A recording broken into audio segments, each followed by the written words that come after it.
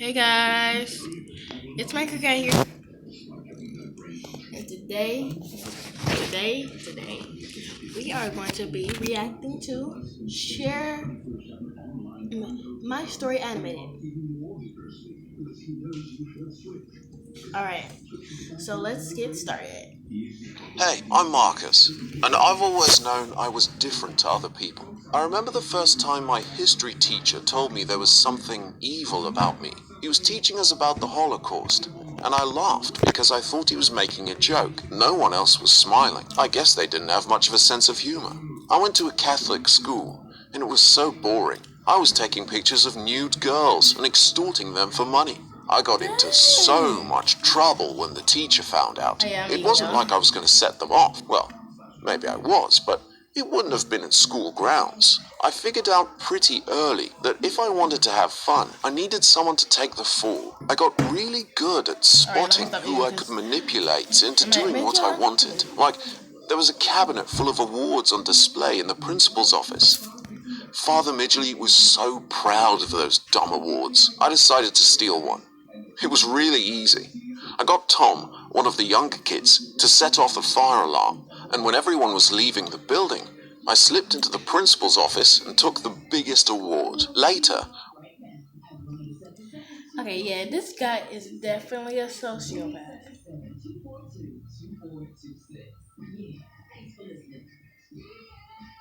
when I showed Tom the award, he couldn't believe what I'd done. "You have to put that back," he said. I slipped into the principal's office and took the biggest award. Later, when I showed Tom the award, he couldn't believe what I'd done. "You have to put that back. I think you should climb up," he said. "You'll get in trouble." "I've got a better idea," I said. "If Father Midgley wants his award back, he can get it himself. I think you should climb up the school tower and put it on top." Me? Tom went pale. Climb up the school tower. Climb up the school tower. Why? Why? Yes, this guy is 100% a sociopath.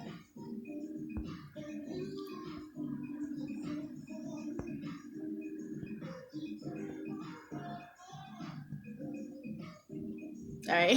"Not Sorry for that, chicken, yeah. are you?" I said. "That's a pity. I was going to ask you to hang out with me this weekend. I've got loads of fun things planned. But if you don't want to..." "No, I'll do it," Tom said. I gave him the award, and Tom went to climb the school tower. At first, he did really well. There were bricks sticking out for him to hold onto, and he got really high. But about halfway up, he lost his nerve. "Marcus, help me!" he cried. "I'm stuck. I'm going to drop the award." But seriously though, just look at this face. Look at the face. This one right there. The face of somebody that just found out some bad news. "Then climb down." "Don't you dare," I said. But it was too late. Tom dropped the award. But then he lost his grip and fell. I'll never forget the sound he made when he hit the... Oh, we don't want to know the sound he made when he hit the ground. Too much information. TMI. ground. It was so cool. He broke both his legs. I'd wanted to see Father Midgley climb up the tower, but this was even better. Not long after that, I was called into Father Midgley's office. When I went in, he was waiting for me with a couple of the nuns. "Yes, Father?" I said. "We've been worried about you for a while," he said. "And after what happened to poor Tom, there can be no doubt." I rolled my eyes. Poor Tom. The stupid kid only had to climb a tower. It's not my fault he was too scared to climb. "You have the devil in you," said Father Midgley, "and there's only one way to deal with it. We have to..." Dang. They all, dang, dang. I know he felt intimidated. "Beat it out of you. Are you serious?" The two nuns stepped forward and grabbed me by the arms. "You can't do this," I yelled. "I'm just a mouth kid." animation, though. "Hold him," ordered Father Midgley. as he fetched a cane from his cupboard. I know most people would be scared, but I was just angry. The beating I had that day wasn't the first attempt to try and get the devil out of me. It's supposed to be against the law to hit a kid, but they did a lot of things in that school they weren't supposed to. Of course, I told my parents. They were paying a lot of money to send me there. They came straight down to get me. Commercial. They weren't alone. A couple of strangers were with them. What's going on? I asked. Who are these people? We've been talking to Father Midgley about your behavior. Y'all been talking to about your behavior, but I like your finger misbehaving. That's the most crookedest finger I ever seen. Ugh. My dad said. He's explained how serious your situation is. We all agree you need to go to boot camp. Hard work and exercise will drive the devil from you. What the? My parents were buying into that supernatural crap. You're coming with us, said one of the strangers. This is crazy. I shook my head. My mom wouldn't even look at me. You brought this on yourself, son, my dad said. There's always been something wrong with you. We know about the time you killed the neighbor's cat. Okay, they say psychopath. Okay, he's pretty psychopath, but look at him though. Wait, where's the freak is his other arm? He a psychopath. He a psychopath in himself. He yelling at his son like that. Tired of covering up your mistakes. This boot camp is your last chance to sort yourself out. Instead of getting rid of the devil, they sent me to hell. There was one good thing about boot camp. I met Kylie and we started dating. We would fool around after lights out, which was fun. A lot of the other kids found it really hard to cope with boot camp. Every night, this girl, Marie, would cry for hours. I got sent to solitary for that. I didn't mind. It was peaceful there, even if sometimes they forgot to feed me. When they let me out, they sent me on an expedition with Kylie and some of the other kids. We were told we would have to forage for food. If we couldn't find anything, we'd starve. You'd think they'd give us some equipment, like a knife, so... Okay, two things. First of all, the way they're staring at him, though. Yes, sir. And no force. Okay, that is just cruel. We could kill a rabbit or something. Nope. All they gave us were some backpacks filled with rocks we had to carry the whole time. It was so stupid. When we were out of sight of the camp, Kylie took... No wonder he became a psychopath. It was their fault. Yeah, I think it was their fault. ...me to one side and showed me some candy bars she'd smuggled out. We'll be all right, she told me. We started kissing, and Kylie said, I love you. I know, I said. Kylie pushed me away. What do you mean, you know? You're supposed to tell me you love me too. Oh, yeah, I said. Of course I love you. I lied. I didn't love her. I don't really feel any emotions. I know other people do, but there's always been something missing for me. While we were walking around, trying to find food, one of the other kids kept complaining his stomach hurt. I told him to shut up, but he wouldn't, so I punched him in the stomach. There, I said. Now you've got something to whine about. The kid fell over, but he didn't get back up. What's wrong with you? Gasped Kylie. You have to get help. I didn't see what the problem was, but Kylie started running back to camp, so I followed her. By the time we returned with help, he'd been unconscious for hours. They got an air ambulance to take him to hospital. There was an investigation, and the boot camp got shut down. The people in charge were sent to prison for child abuse. I moved back home with my parents. They were really sorry for sending me to boot camp. You must have suffered so much, Mum said, but you're home now. We won't send you away again. I'd learned... Suffered? They have no idea that he punched the kid that he said his stomach was in pain. Then it made it even more pain. No wonder he fainted. No, okay, yeah, psychopath. Look, y'all. Look at this psychopath. I repeat. Psychopath. Psychopath. A lot from boot camp. After that, I was a lot more careful about what I did. Kylie broke up with me. She said she couldn't be with someone who'd done what I did, but I didn't care. I never had any problem finding a girlfriend.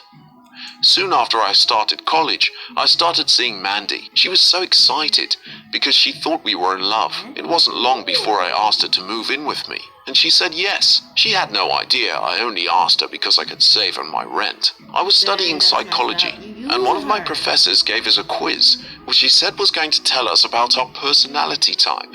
I didn't see the point. It wasn't going to tell me anything I didn't already know. I was wrong. After we finished the quiz, my professor called me into a meeting with him. He told me he didn't want to give me my results in front of the rest of the class. The test was marked out of 40. If you got over 30, you were likely to be a psychopath. And I scored 37. What does this mean? I asked. You're a psychopath. You don't feel any empathy or fear, my professor explained. You've Dang, he straight up said to him, like the Joker. These social media references. The social media references, though. very manipulative, and you don't care about other people's feelings. You say that like it's a bad thing, I said. My professor laughed.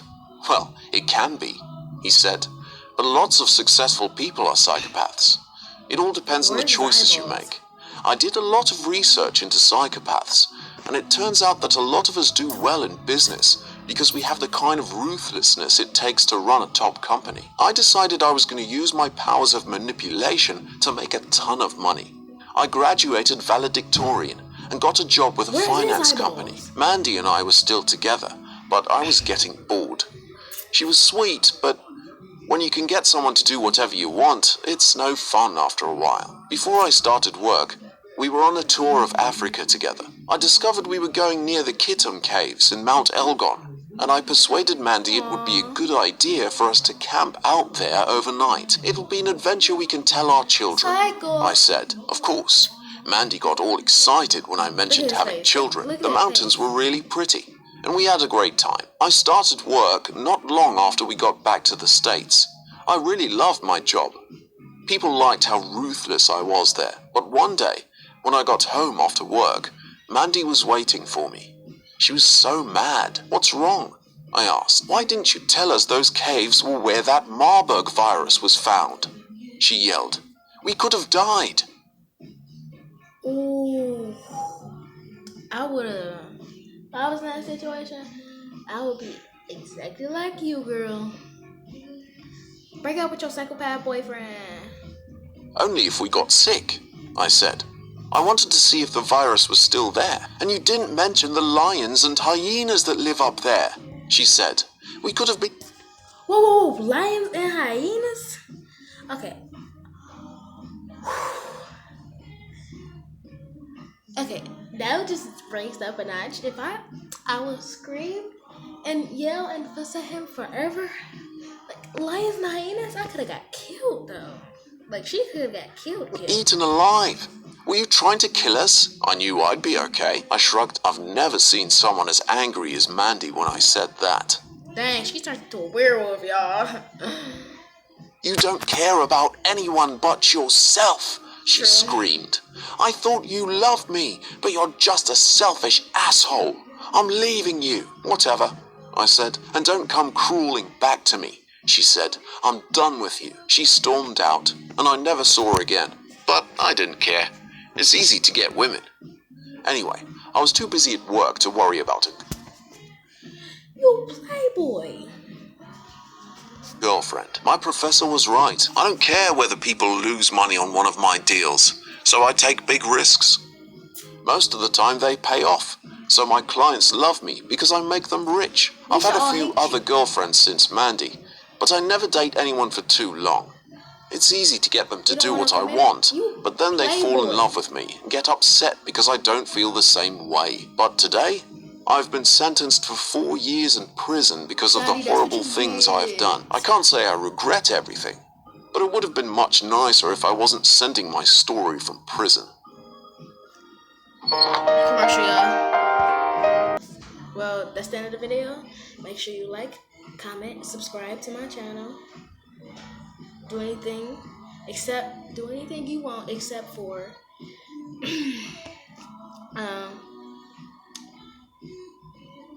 disliking. And I will put Share my story in the description. Okay? Bye.